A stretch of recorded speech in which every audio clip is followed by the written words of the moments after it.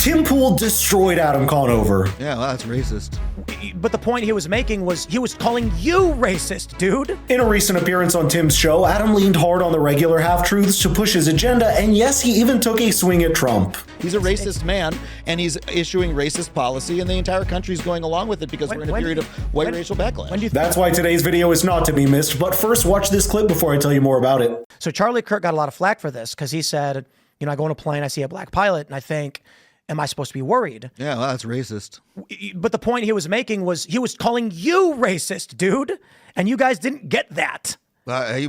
He said, you have created a situation where average people think you are hiring people who can't do the job based on race. And we don't want to live that way. I mean, he's the one getting on the plane and seeing a black person and saying that person's not qualified. I don't get it. That's not what he's saying. He says Democrats are intentionally hiring underqualified people based on race. Why are they putting us in a situation like this?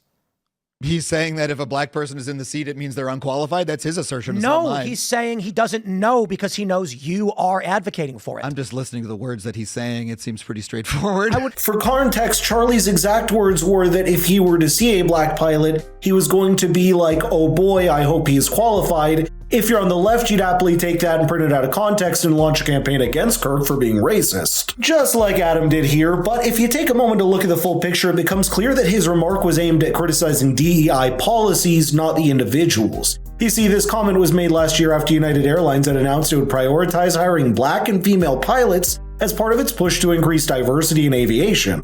Now that you have the background, Charlie's take makes a whole lot more sense because airlines have one job to get people from point A to point B in one piece. And that responsibility should never be compromised for the sake of optics or political messaging, but seeing how Adam missed the message, Tim decided to explain it, hoping that he'd knock some common sense into this guy. Charlie Kirk's point on that plane was, let's just map it out 1, 2, 3.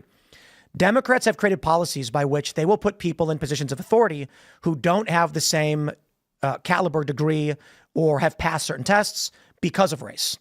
We've seen policies where they will actually go down the list of top candidates until they get to a race. This creates a concern among people that that individuals are being hired without the capability based on race. That's the idea he's trying to convey. Not that he doesn't want to fly with the black pilots. You think the counter argument would be if you have a system that has no black people in it, right? You have a pool of people doing the job that has no black people in it.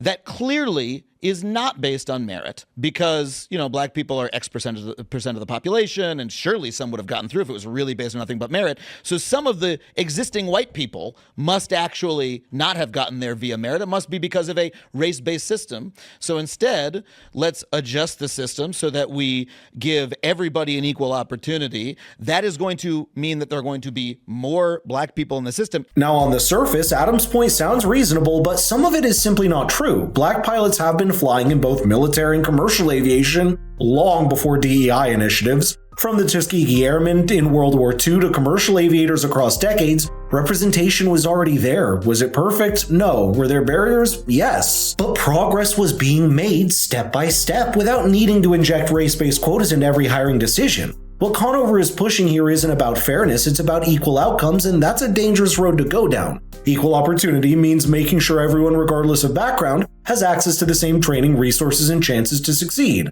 That's a goal most people support, but when the focus shifts to identity over ability, the mission is lost. Tim is not one to whine about an issue without providing a solution, so let's hear what he had to say to solve the problem. I think it's fair to say that there are racist components of racism that have existed throughout this country for a long time.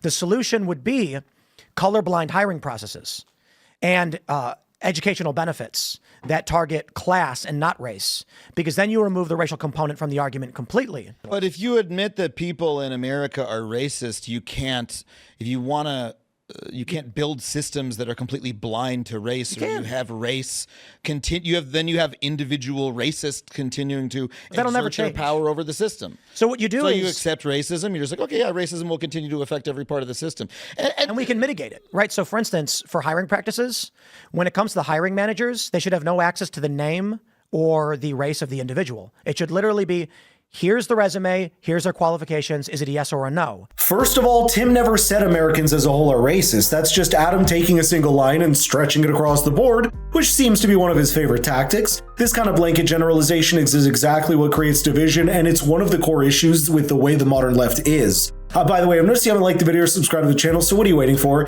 Now, I don't want to sound harsh, but one thing I've noticed with Adam throughout the interview is that you have to repeat something multiple times for it to register. He'll pick apart a conversation, extract the bits that suit his narrative, and then conveniently ignore everything else. Sometimes he shifts the goalpost in real time to serve whatever message he's trying to push at the moment. Don't just take my word for it. Watch this next clip and you'll see exactly what I'm talking about. It's unfortunate to watch the country like descend into that again. You know, racial issues are hard to tackle because it's we're very susceptible to it, and unfortunately we've backslid into a period of white racial backlash again, where you know, the people around the country are just like, I mean, the Trump administration literally just treats any black person as unqualified and fires them from the federal government. Like, that's what Pete Hegseth is doing in the Department of Defense. It's just like out and out racism.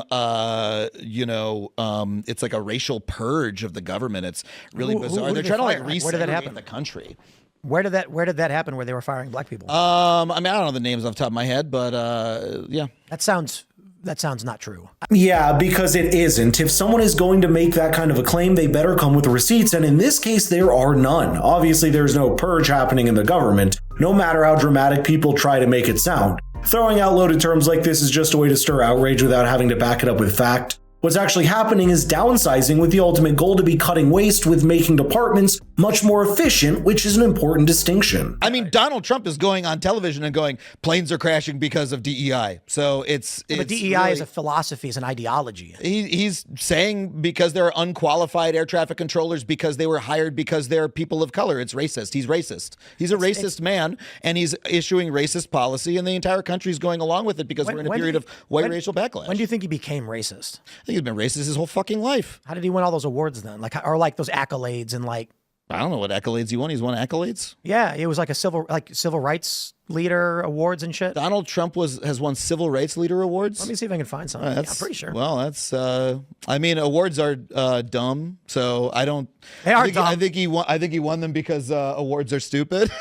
And just to clarify, Trump didn't win any civil rights awards. What Tim is likely referencing here is the Ellis Island Medal of Honor, which the president received in 1986. This award isn't specifically about civil rights. It's typically given to individuals who've made significant contributions to their communities, especially in helping the less fortunate. At the time, Trump was recognized for his work as a city developer in New York, and it was a bipartisan event, and he received the medal alongside other prominent Americans holding civil rights icons like Rosa Parks and Muhammad Ali. But Adam's reaction to it says it all. The moment someone on the right receives recognition, the left suddenly wants to discredit the entire process. These are the same people who cheer on Hollywood award shows when they get a chance to trash anyone on the right, yet when the tables turn, suddenly awards mean nothing. The mental gymnastics are impressive, but I'd love to know your thoughts here, so let's get the conversation rolling in the comments down below. If you want your friends to get their coverage from an independent source like me, please share the video with them, it helps a ton. Thank you for watching, and I'll see you in the next one.